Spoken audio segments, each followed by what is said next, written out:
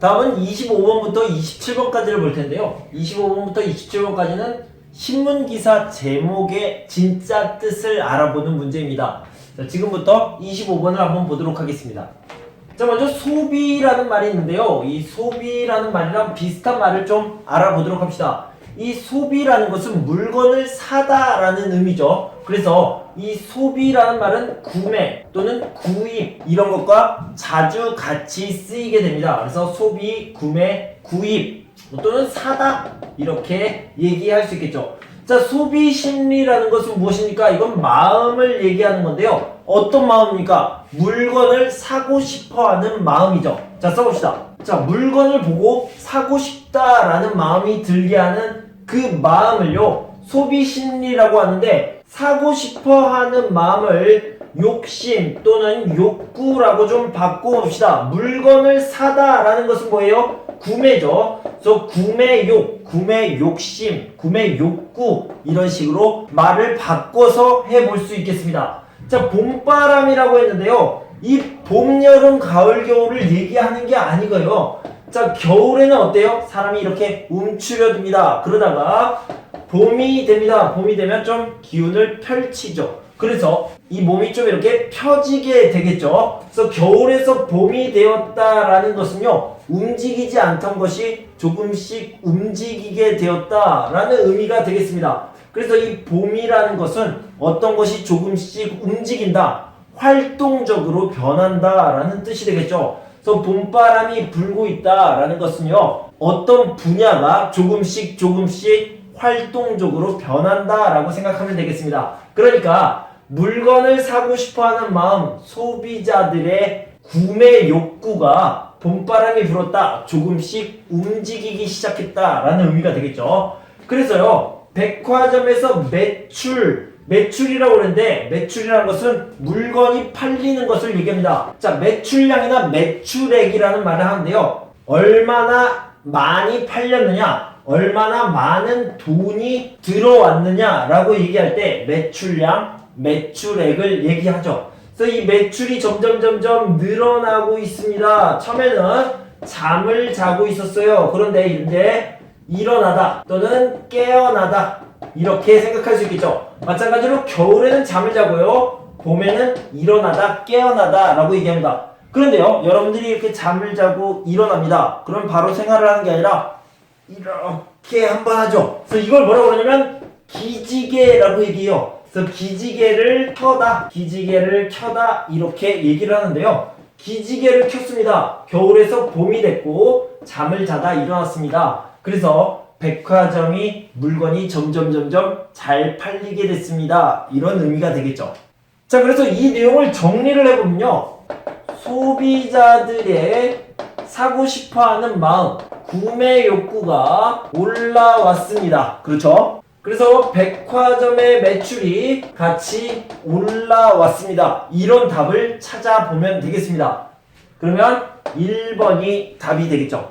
자, 2번만 좀 살펴보면요, 2번은 날씨의 영향이라고 있어요. 날씨의 영향, 겨울에서 봄으로 이렇게 얘기를 할 때 계절, 날씨네 라고 얘기할 수 있는데, 날씨의 영향이 아니라 이런 것들은 다 상징이죠. 상징적인 의미이기 때문에 날씨랑은 전혀 상관이 없습니다. 2번은 답이 될 수 없죠.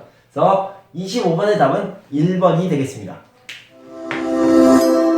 자, 25번부터 27번까지는 신문기사 제목을 주고 이게 진짜 무슨 뜻이에요? 라고 묻는 문제인데요. 여기에서 가장 중요한 것은 어휘예요. 그래서 어떤 어휘가 비슷한 말인지, 그래서 비슷한 어휘를 잘 묶어서 모아두면 25번부터 27번까지 이 세 문제는 굉장히 쉽게 풀 수 있습니다. 그래서 선생님과 같이 어휘를 많이 공부하면 25번부터 27번은 아주 쉬운 문제, 그리고 여러분들이 빨리 풀 수 있는 문제가 될 것 같습니다. 자, 계속해서 26번을 공부해 보도록 합시다. 연휴라는 말은요, 오랫동안 쉬는 거예요. 그래서 예를 들어서 25, 26, 27, 28 이렇게 쉽니다. 오랫동안 쉬는 거예요. 보통 추석이나 설날에 이렇게 쉬게 되겠죠. 그러면 연휴 첫날이 되겠고요. 또는 첫째 날. 그 다음에 여기는요, 연휴 마지막 날이 되겠습니다. 이 마지막 날이라는 말은요, 연휴가 끝나는 날, 연휴가 끝나는 날을 연휴 마지막 날이라고 하겠죠. 그래서 똑같은 말이 되겠습니다. 교통체증이란 말은 차가 막힌다 라는 뜻이에요. 그죠? 차가 아주 많이 막히는 것을 교통체증이라고 얘기합니다. 자, 몸살은요, 감기죠. 감기. 앓다라는 것은요, 병에 걸려서 아프다라는 뜻이에요. 병에 걸려서 앓다 또는 감기를 앓다, 병을 앓다 이렇게 얘기하는데, 감기를 앓다, 고생하다라는 뜻이 되겠죠.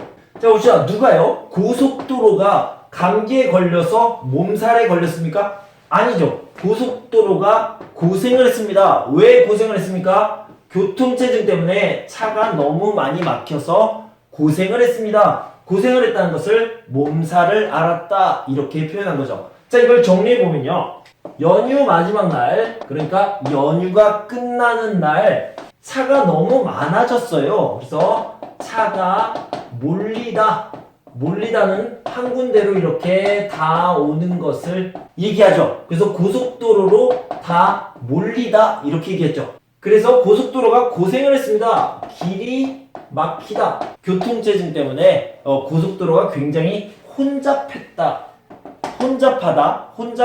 정도로 이해하시면 되겠습니다. 그래서 정답은 3번이 되겠죠. 3번을 읽어보면요, 연휴가 끝나는 날 고속도로에 몰린 차들로 인해 길이 많이 막혔다. 이 정도가 답이 되겠습니다. 자, 27번을 보도록 합시다. 시청자 사로잡은 드라마와 시청률 상승 효과 톡톡이라고 얘기했는데요. 자, 먼저 송중기 씨를 봅시다. 송중기 씨가요, 태양의 후예에 나왔습니다. 그때 송중기 씨가 너무 멋있었어요. 너무 멋있어서 여자들의 마음을 사로잡다라고 표현을 했습니다. 사로잡았다. 여자들의 마음은요, 여심이라고도 얘기를 하는데요. 여심을 사로잡았다 이렇게 얘기하거든요. 이 사로잡다라는 말은 옛날에요, 두 나라가 전쟁을 해서 서로 막 죽입니다. 죽이는데 상대방의 왕은요, 죽이지 않아요. 죽이지 않고 살아있는 상태에서 잡아가지고 옵니다. 그래서 자, 살아있는 상태로 잡다를요, 사로잡다라고 하는데, 이 사람이 그냥 이렇게 걸어오는 게 아니라 이렇게 잡혀서 아무것도 못하는 상태로 오게 되겠죠. 송중기가 여자들의 마음을 사로잡았다는 것은 여자들이 송중기를 보고 어떻게 이렇게 아무것도 못합니다. 송중기만 바라보고 있어요. 그럴 때 사로잡았다라는 표현을 합니다. 이 사로잡다라는 거는 그러니까 요즘 말로 하면 너무 좋아하다 라는 의미가 되겠죠. 사람들의 마음을 뺏었다, 사랑받는다라는 말을 이렇게 바꿔서 하게 되는 겁니다.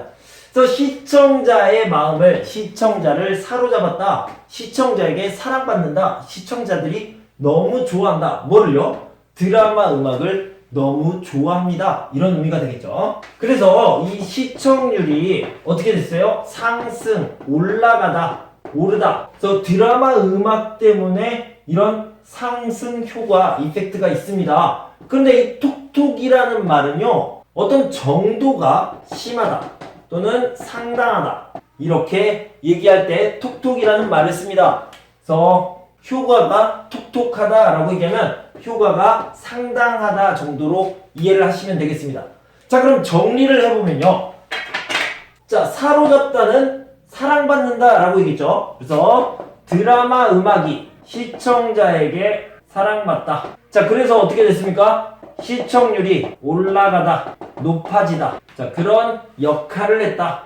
그래서 드라마 음악이 그런 역할을 했다라는 의미가 되겠죠. 그래서 몇 번이 답이 되겠습니까? 자, 4번을 보면요, 드라마 음악이 시청자에게 사랑을 받으며 시청률을 높이는 역할을 했다. 4번이 답이 되겠죠. 자, 하나만 더 얘기하면요, 자, 시청자가 드라마 음악을 사랑합니다. 그죠? 사랑하다.